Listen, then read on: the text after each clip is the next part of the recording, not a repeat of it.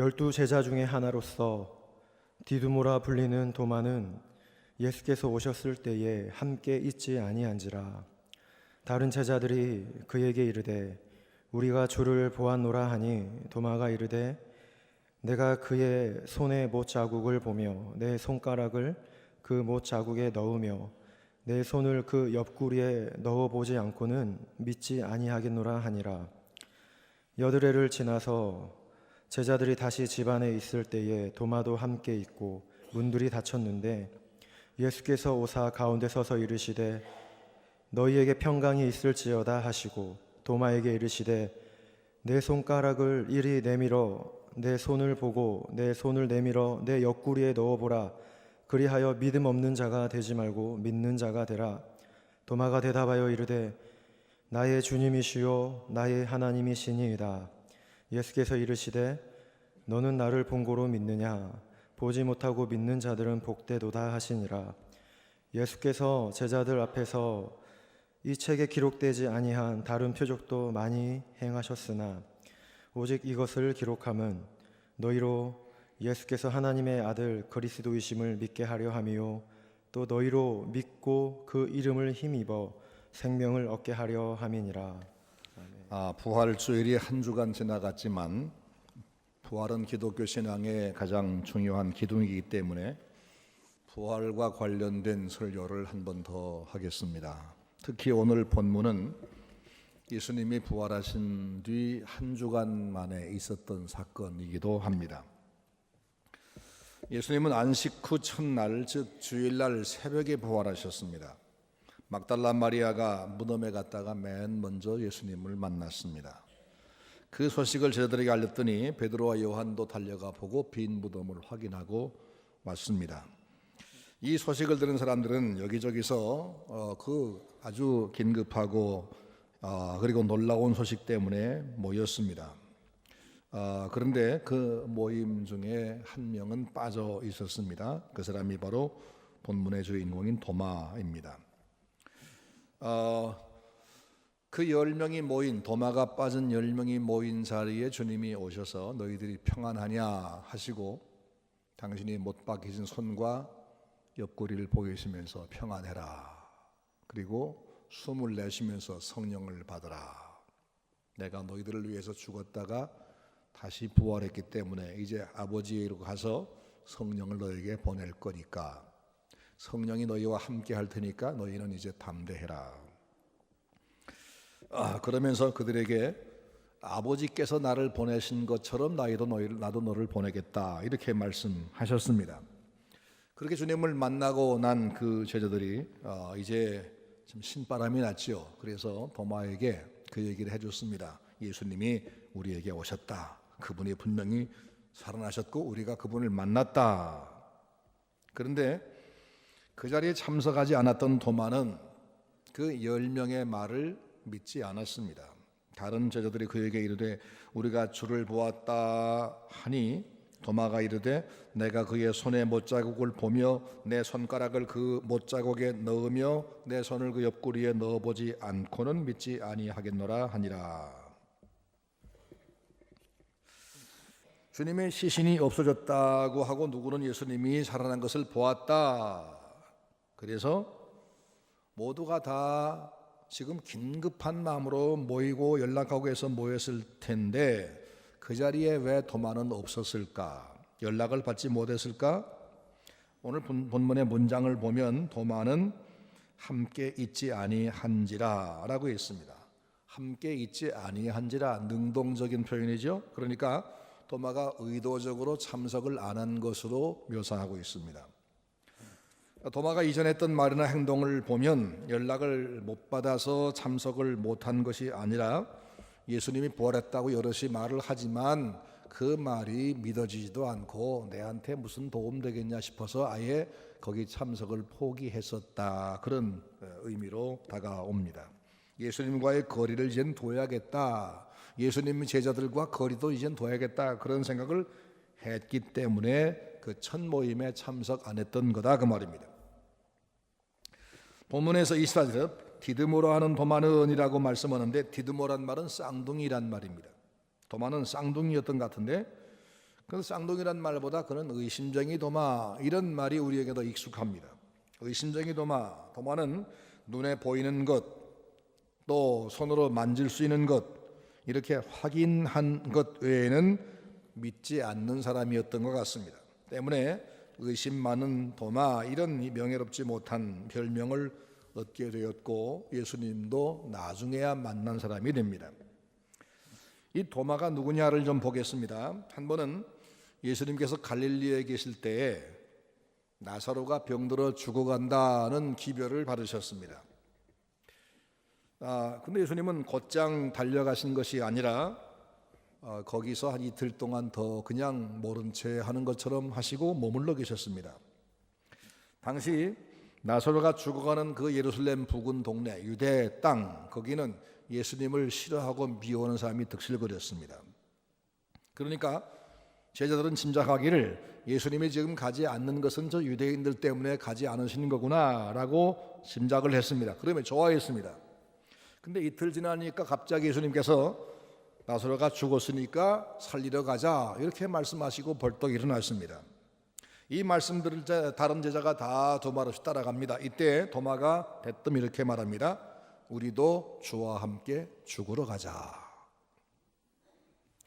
왜 그런 말 했을까? 도마는 예수님이 죽은 나사로 살리러 유대 땅으로 예수님을 그렇게 죽이려는 사람들이 있는 곳으로 가는 것은 그건 개죽음 당하러 가는 거다. 그런 생각을 지금 표현하고 있는 겁니다. 자기는 가기 싫은데 예수님이 가니까 어쩔 수 없이 따라가는데 가서 뭐 죽으면 죽지 뭐 그냥 따라가자 이렇게 말하고 있는 겁니다. 실제로 예수님을 죽이려고 유대인들이 뭐 예수님을 절벽에 밀어뜨리려고 하고 뭐 그런 일이 한두 번이 아니었습니다. 그래서 그 유대인들이 예수님 미워하는 그곳으로 제자들은 가기 싫어했습니다. 근데 주님께서는 가자, 나사로 살리러 가자 그랬을 때 도마도 그래 가서 그냥 죽자 그럼 이렇게 말했다고 말입니다. 근데 그렇게 말은 하지만 주님을 떠난 것은 아닙니다. 그는 현실적이고 자기가 하기 싫은 것은 분명히 하기 싫다 하는 사람이지만 주님이 가시면 또 따라는 간 사람, 그게 도마의 특징이다라고 볼 수 있습니다. 그 다음에 또 한 군데 보면 요한복음 14장인데 주님께서 그들에게 제자에게 말씀하기를 너희는 마음에 근심하지 말아라. 하나님을 믿고 또 나를 믿어라. 내가 너희를 위해서 거처를 예비하러 가는데 가서 준비하고 나면 다시 와서 너희를 나에게로 영접해 가리라. 그러니까 내가 너희를 얼마 뒤에 떠나갈 텐데 그건 영영 따라가는 것이 아니라 너희를 위한 영원한 거처를 준비하러 가는 거야. 그러니 걱정하지 마라. 이렇게 말씀할 때 도마가 또 툭 치고 나와 하는 말이 뭔지 아십니까? 주님, 지금 오늘 어디로 가는지도 내가 모르는데 장차 주님이 어디로 가실지 그걸 어떻게 알겠습니까? 라고 말해요. 내가 너희를 위해서 거처를 준비하러 간다. 그 현실성 없는 얘기 나 못 믿겠습니다. 그런 얘기. 그때 주님께서 말씀하기를 내가 곧 길이요 진리요 생명이니 나를 통하지 않고는 아버지께로 올 자가 없느니라. 이런 유명한 대답을 해주셨습니다. 자, 이런 일들을 대충 보면 도마가 누군가를 알 수 있는데 그는 주님을 사랑하긴 했습니다. 주님을 떨어지기는 싫어했습니다. 하지만 지극히 현실적인 생각을 가지고 사는 사람이었습니다. 그는 뭐 미래 구원, 미래 뭐 부활 이런 것보다는 지금 먹고 사는 문제, 현실에 내가 얼만큼 내가 잘 살고 대접받고 여기에 관심이 많은 사람. 그리고 모든 것을 내 눈으로 보고 내 손으로 만지고 확증해야만 믿겠다는 사람입니다. 오늘 예수 믿는 사람 가운데 예수님의 부활과 자신의 부활을 믿지 못하는 사람도 있을 수 있습니다. 이유가 뭐냐? 두 가지일 텐데 하나는 그 머릿속에 미래와 영적인 세계와 이 초자연적인 세계에 대한 관심이 전혀 없기 때문입니다. 일주일 내내 먹고 살기 위해서 장사하고 일하고 사람도 관계 여기에 신랑이 하면서 부대끼며 살아왔는데 교회 와서 좀 위안받고 그저 마음의 안정이나 받으려고 왔는데 예수님이 죽었다가 부활하셨고 하나님 우편에 올라가셨고 다시 우리 데리러 재림하신다 하니까 너무나 먼 딴 세계 이야기라서, 그래서 그냥 피식 웃어넘기며 그러면 좋겠지만 이렇게 생각하는 겁니다. 죽음에 대해서 생각해 본 적도 없으니 어떻게 부활을 믿겠습니까? 하지만 가까운 친구가 갑자기 죽었습니다. 충격을 먹었습니다. 아니, 그렇게 젊은 사람이, 아니, 인간이 이렇게 허무하단 말인가? 사람이 죽으면 그 다음에 어떻게 될까? 이렇게 생각을 해본 적이 있는 사람이라면 그가 교회에 와서 말씀 들을 때 부활과 영생에 대해 말씀하면 받아들일 준비가 이미 대충 되어 있는 것이죠. 그러니까 도마는 현실에만 집중한 사람이기 때문에 예수님의 부활을 목격한 사람들의 말도 믿지를 못했었다는 겁니다. 우리도 역시 그럴 수 있고요. 또 한 가지는 자기 생각의 틀이 너무 견고한 사람은 주님의 부활을 믿지 못합니다. 유달리 사고방식이 논리적인 사람, 합리적인 사람, 그런 사람들은 자기 논리 때문에 자기 경험이 절대적이라고 생각하기 때문에 다른 어떤 것도 받으려고 하지 않습니다. 그런 사람들은 무슨 행동에도 자기 방식으로 합니다. 다른 사람이 자기와 다른 생각을 하고 다르게 행동하면 화가 나고 그 사람과 만나기 싫어합니다. 그리고 혼자만의 벽을 쌓고 들어앉아 버립니다. 설교를 들을 때 얼굴은 강단을 향해 있기 때문에 설교를 잘 듣고 있겠거니 하지만 나중에 물어보면 한마디도 들어가 있지 않습니다. 왜냐하면 자기만의 세계에 갇혀 있거나 현실 문제만 생각하기 때문에 그렇습니다. 도마가 그런 사람이었을 것입니다. 제자들이 모여서 우리는 지난 주일 밤에 예수님이 부활하셔서 찾아오셨기 때문에 만나보았어. 예수님이 이렇게 말씀했고 이렇게 우리에게 권면했어. 그러니까 도마가 뭐라고 말하죠? 내가 그의 손에 못자국을 보며 내 손가락을 그 못자국에 넣으며 내 손을 그 옆구리에 넣어보지 않고는 믿지 아니하겠노라. 다른 사람이 다 봤는데 남의 경험은, 남의 증언은 난 못 믿겠다는 겁니다. 내가 직접 보아야, 내가 직접 만져보아야 그래야 믿겠다. 이렇게까지 강하게 말한 이유가 뭘까? 사실 도마의 마음속에는 주님의 죽음 이후로 주님과의 관계를 정리하고 있었습니다. 주님이 틀림없이 죽으셨어. 내가 확인했거든. 돌이킬 수 없는 사실이야. 죽은 사람은 죽은 것으로 끝나는 거야. 그러니 이제 주님과 나와의 관계도 이미 끝이 났어. 내가 지난 3년 동안 희망을 걸고 그분 따라갔지만 결국 이렇게 끝나고 말았어. 3년 동안 내가 헛고생했다 치고 정리하자. 이제 새로 시작하자. 나 혼자 내 길을 가자. 이게 도마의 확고한 결론이었을 겁니다. 근데 제자들이 갑자기 엉뚱한 소리 합니다. 주님이 살아나셨다. 자기는 도대체 이해가 안 되는데 살아나셨다. 만났다. 그래서 그래 모이자. 그러니까 그런 말도 안 되는 소리를 따라가서 또 내가 시간 허비하겠냐. 난 이미 정리가 끝나서 난 내 길로 갈 거야. 그렇기 때문에 남들이 다 모인 자리에 도마는 참석하지 않았었다. 그런 얘기. 그리고 예수님을 만난 그들이 우린 만났다 그러니까 나는 내가 직접 확인하지 않고는 못 믿겠다, 안 믿겠다라고 말한 겁니다. 도마는 자기 생각과 다른 상황을 받아들일 준비가 되어 있지 않았습니다. 만약 주님이 그를 일부러 또 찾아와 만나주지 않았더라면 그는 영영 신앙을 갖지 못했을 겁니다. 그런데 주님께서 그를 찾아오셔서 친절하게 그가 했던 그 부정적인 말들을 다 하나하나 되짚어 주시면서 그에게 믿음을 주었기 때문에 그가 주님을 믿는 참 신자가 되어서 복음을 증거하다가 인도에서 순교하게 되죠. 우리도 우리 생각이나 우리 경험이나 우리 판단이 전부라고 생각할 때가 많습니다.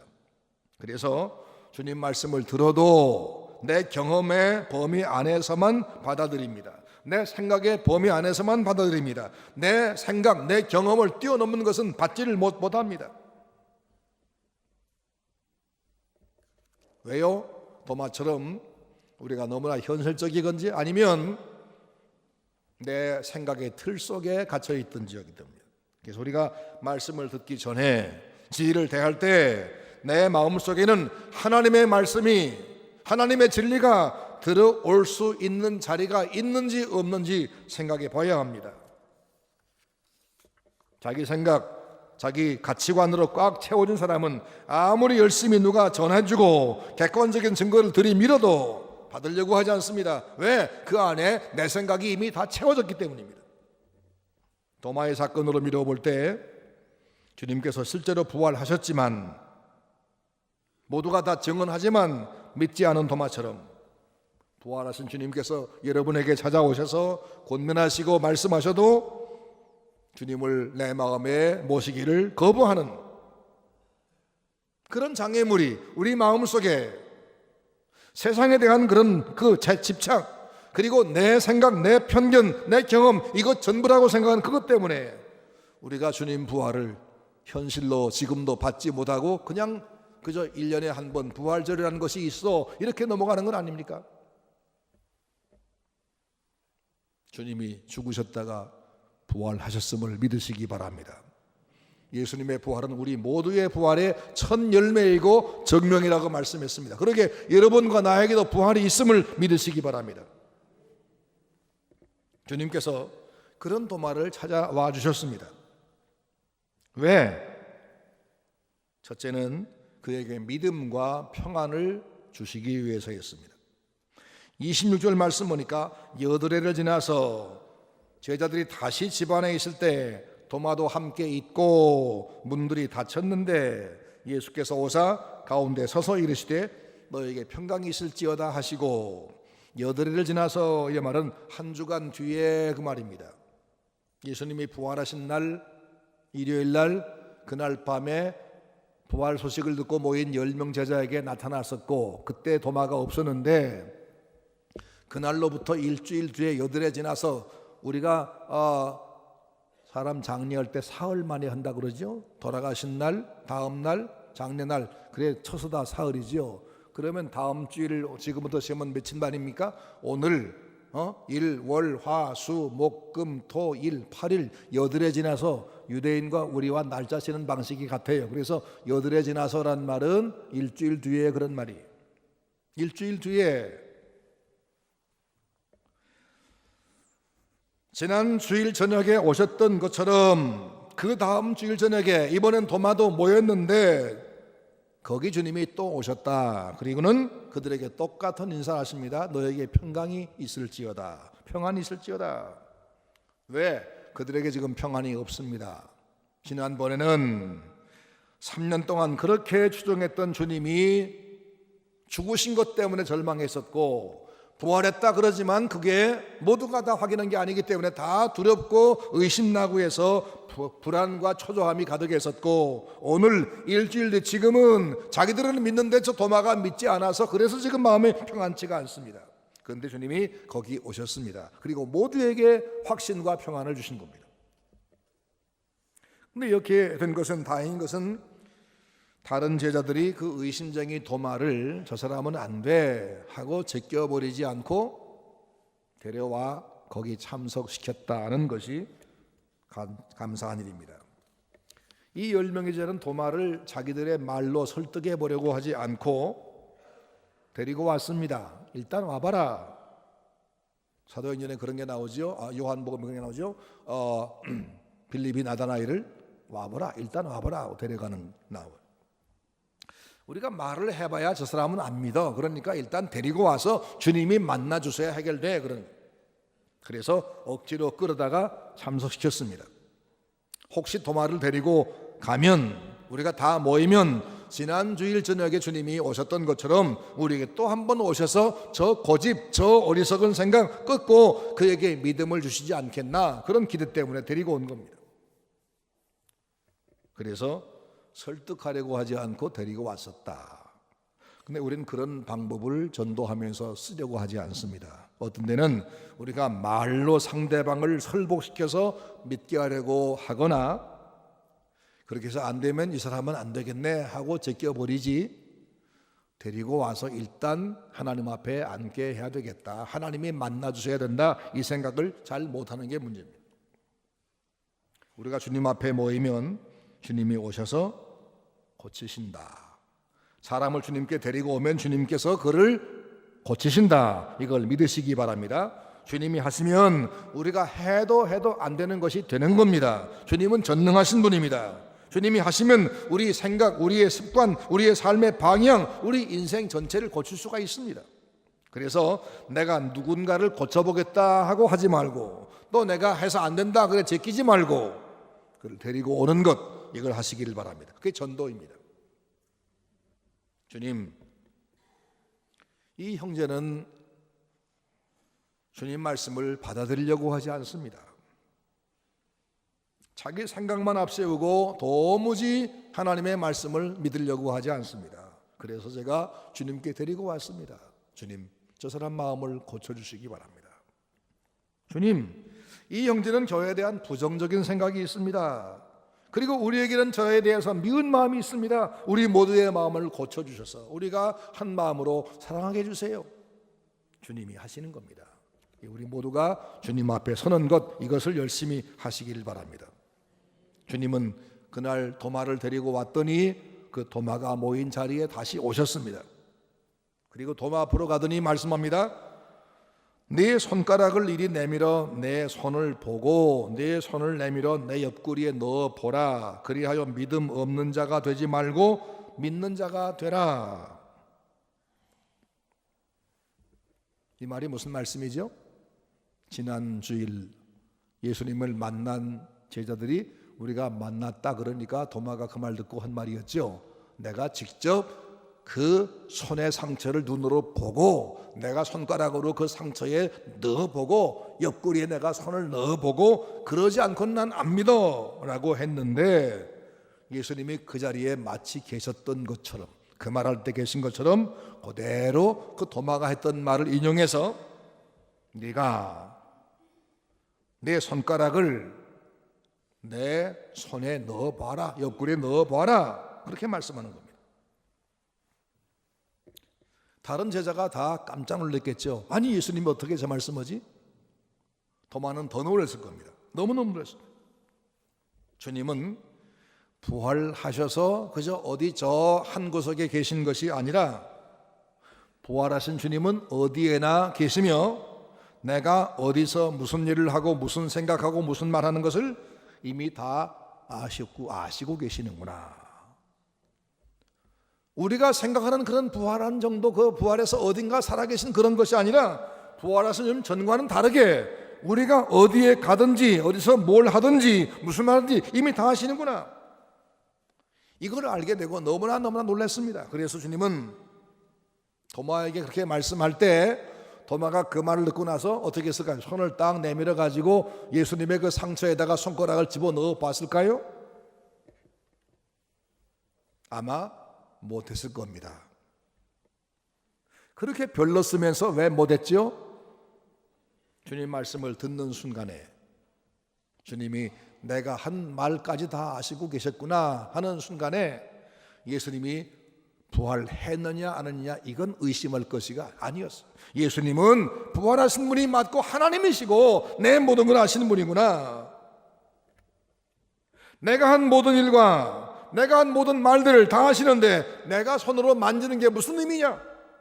그는 즉시에 그 마음의 벽을 깨뜨리고 믿음을 가지면서 동시에 한 말이 뭐냐? 나의 주시며 나의 하나님이십니다 라고 신앙 고백을 해버리고 말았습니다. 여러분, 도마가 이렇게 그 순간에 믿고 고백을 한 것은 손가락으로 확인했기 때문입니까? 아니면 주님을 만났기 때문입니까? 주님을 만났기 때문이죠. 손가락의 감각 때문이 아니라 주님이 말씀하시는 그 말씀을 듣고 충격을 받았기 때문입니다. 그러니까 감각보다 중요한 것, 감정보다 중요한 것이 뭐예요? 말씀입니다. 말씀. 여러분의 감정이 믿어지니까 믿는 신자가 아니라 하나님이 말씀하셨으니까 그걸 믿는 믿음의 신자가 되시고 주님이 명령했으니까 순종하는 성도가 되시기를 바랍니다. 주님을 만나서 말씀을 들어보니 주님은 의심의 대상이 아니었어요. 그분은 살아날 뿐 아니라 그분은 하나님이셨고 그분은 모르시는 것이 없었습니다. 주님 앞에 서니까 자기의 모든 게 다 벌거벗은 것처럼 드러났습니다. 그래서 그분 앞에 내가 당신을 좀 더 확인해 보겠습니다, 이렇게 말할 수가 없었습니다. 딴 말 다 접어버리고 나의 주, 나의 하나님이십니다 라고 고백만 했습니다. 그러고 나니까 그 순간에 그의 마음속에 있던 의심은 싹 다 사라지고 확신이 생겼습니다. 두려움은 사라지고 평안이 왔습니다. 주님께서 만나 주시니까, 주님께서 말씀하시니까 믿음과 평안이 왔습니다. 여러분에게도 주님 만나서 이 참 평안, 참 믿음을 항상 소유하시기를 바랍니다. 주님께서 도마를 만나 주신 또 하나의 이유가 있는데, 그것은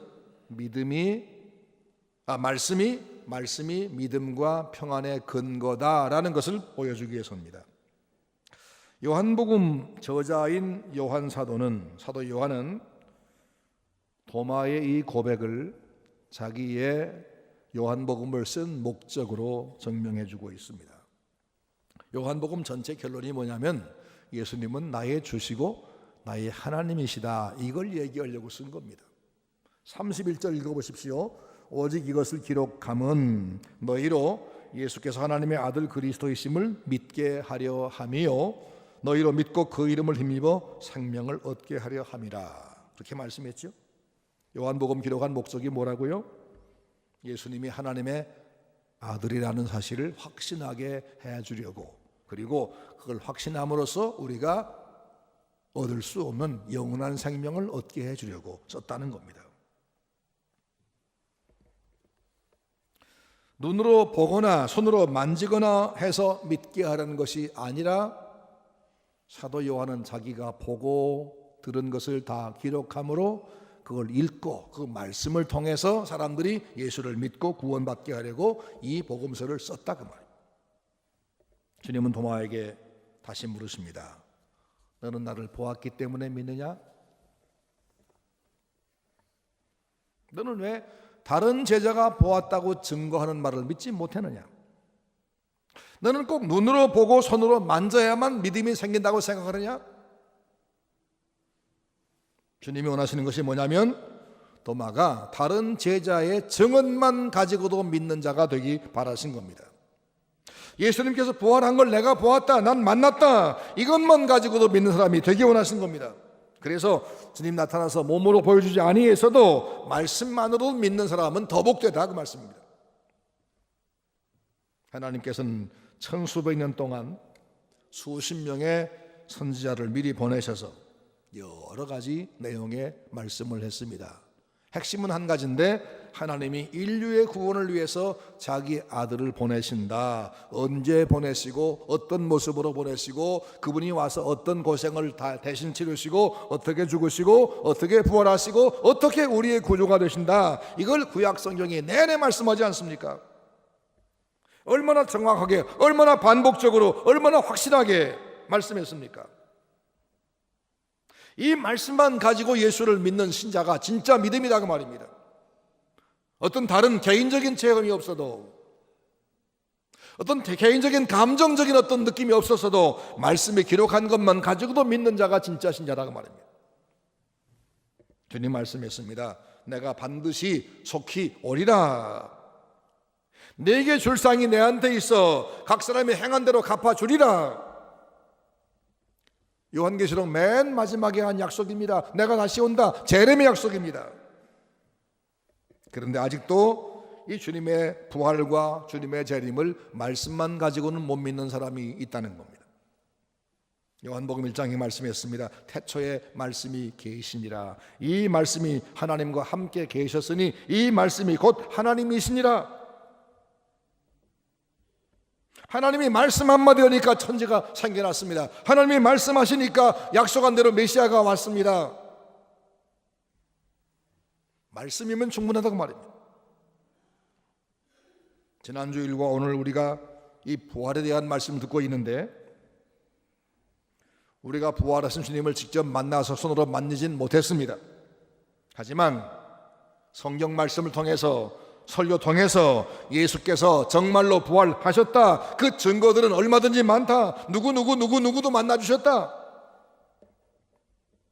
이 사실, 이 말씀만 가지고 예수는 하나님의 아들이시고 예수님 우리 대신에 죽으신 것이 맞고 예수님 부활에 하나님의 아들로 증명되었다, 이걸 믿으면 하나님이 그 사람에게 영원한 생명을 주신다고 성경에 약속한 겁니다. 이걸 여러분 믿으시기를 바랍니다.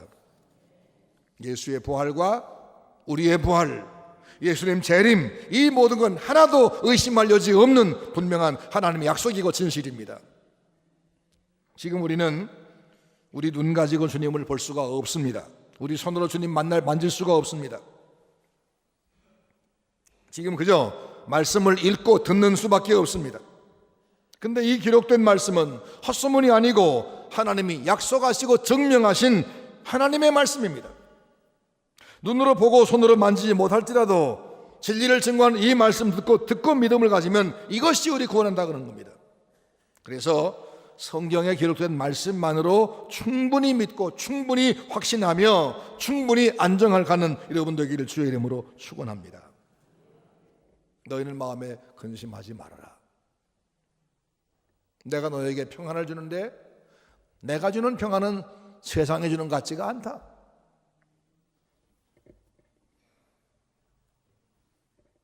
말씀 때문에 믿음과 평안을 늘 소유하시기를 바랍니다. 주님 마지막으로 도마에게 말씀합니다. 너는 나를 본고로 믿느냐? 보지 못하고 믿는 자들은 복되도다. 이렇게 말씀한 이유가 뭘까요? 예수님은 곧 승천하실 겁니다. 그리고 나면 이제는 그 누구도 눈으로 주님을 볼 수 없고 손으로 만질 수 없는 상황이 온다 그 말입니다. 그래서 주님을 만져보고 나서야 내가 믿겠다는 그런 도마 같은 사람은 다시는 믿을 기회가 없어집니다. 이제 남은 것은 뭐죠? 말씀을 통해서만 믿는 기회가 남았을 뿐입니다. 그래서 너처럼 직접 내가 만져보고야 믿겠다는 사람은 복이 없는 사람이고 이제는 말씀만 가지고 믿는 자가 복이 있다라고 주님이 말씀하신 겁니다. 주님은 도마에게 찾아오셔서 당신의 부활의 몸을 보여주셨습니다. 그리고 너희들에게 평강이 있을지어다. 내가 너희를 위해 죽었다가 이렇게 살아났지 않느냐. 내 죽음이 너희들 모두의 죄를 용서하는 속죄 죽음이었으니까 이제 두려워하지 말고 평안해라. 그리고 내가 지금 부활해서 내가 항상 너희와 함께 할 테니까 두려워하지 말아라. 그런 의미가 평강이 있을지어다 그 말씀이에요. 평강이 있을지어다. 그러면서 말씀하기를 아버지께서 나를 보내신 것처럼 나도 너희를 보내노라. 어디로 뭐하러 보내죠? 이 부활의 진리를 모르는 사람에게 부활을 증거하라고. 예수님의 몸 한 조각씩 가지고 가서 만져보아라 이렇게 증언하는 겁니까? 아닙니다. 말로 증거해라. 말로 증거해라 그 말입니다. 그러니까 말씀을 제외하고 말씀 외에 다른 방법, 감각적인 방법으로 믿음이 생길 수는 없다는 겁니다. 누구든지 이젠 구원을 얻으려면 주님이 보낸 사람들이 전하는 진리의 말씀을 듣고 믿는 수밖에 없다. 이 말씀을 듣고 믿는 자가 복이 있다라고 말씀하신 겁니다. 내가 너희에게 나의 부활을 보여주었고 만져보게 한 후에 너희를 보냈으니까 너희는 가서 말로 나의 부활과 믿는 자의 부활과 영생을 증언해라. 이제부터 나를 만나서 만져보고 믿는 사람이 아니라 너희 말을 듣고 믿는 사람이 복이 있다. 그에게 구원이 있다라고 말씀한 겁니다. 우리 생각하기는 아무래도 주님을 만져본 사람이 복이 있지 보지 못하고 믿는 게 무슨 복이야 라고 생각할 수 있습니다. 하지만 주님은 분명히 말씀하기를 보지 못하고 믿는 자가 복이 있다. 보고서 믿고자 하면 기회가 아예 없다 그 말이에요. 보지 못했지만 읽고 듣고 믿는 사람에게 구원이 온다. 주님 분명히 말씀했어요. 주님을 보지 못하고 믿는 사람은 말씀 때문에 믿는 사람이지요. 말씀 때문에 믿는 사람은 성령이 그에게 믿음이란 선물을 주신 결과입니다. 믿음. 육신의 눈으로 보고 믿는 사람은 자기 감각 때문에 믿는 사람입니다. 그러니까 자기 감각을 통해 믿는 사람보다 성령의 도우심으로 인해서 믿는 사람이 더 복이 있는 건 확실하죠. 말씀을 통해서 예수 믿는 것은 성령이 믿게 해주신 것이고, 체험을 통해 믿는 것은 자기 감각으로 믿는 거기 때문에 만지는 것, 눈으로 보는 것이 아니라 말씀을 통해서 믿어지는 것이 더 큰 복이다라고 말씀했어요. 주님은 나를 만나는 황홀한 체험을 해라, 모두가 입신하고 신비한 체험하고 이렇게 하라고 말씀한 게 아니라, 그럴 수도 있지만 그게 아니라 말씀만 가지고도 충분하다라고 하신 겁니다. 말씀 통해 깨닫고 믿는 게 더 중요하다라고 하신 겁니다. 여러분, 부활하신 주님의 몸을 우리가 보지 못할지라도, 물론 장차 주님 재림하실 때 보게 됩니다. 그를 찌른 자도 볼 것이고 기다리는 모든 자가 다 보리라고 말씀했습니다. 그러니까 보겠지만 지금은 우리가 그분의 얼굴을, 그분의 몸을 지금은 보지 못하지만 말씀만 가지고도 충분히 믿고, 그리고 성령 인도를 따라서 매일매일 믿음 있게 평안하게 담대하게 사는 성도가 되시기를 주의 이름으로 축원합니다. 주님 부활 사건을 통해서 1년에 한 번씩 지나가는 부활절이라는 게 있어 이렇게 그냥 지나가는 사람이 아니라, 예수의 부활은 나의 부활에 연결되어 있는 첫 열매다. 내게도 부활과 영생이 주어졌다. 말씀 통해서 예수를 믿은 나에게 주님은 부활시키고 나중에 영생에 참여하게 하신다. 이걸 확실히 믿기 때문에 참된 믿음과, 그리고 상황의 어려움에도 불구하고 두려워하지 않는 그런 참된 담대함, 평안함, 이것을 여러분이 다 누리시기를 주의 이름으로 축원합니다.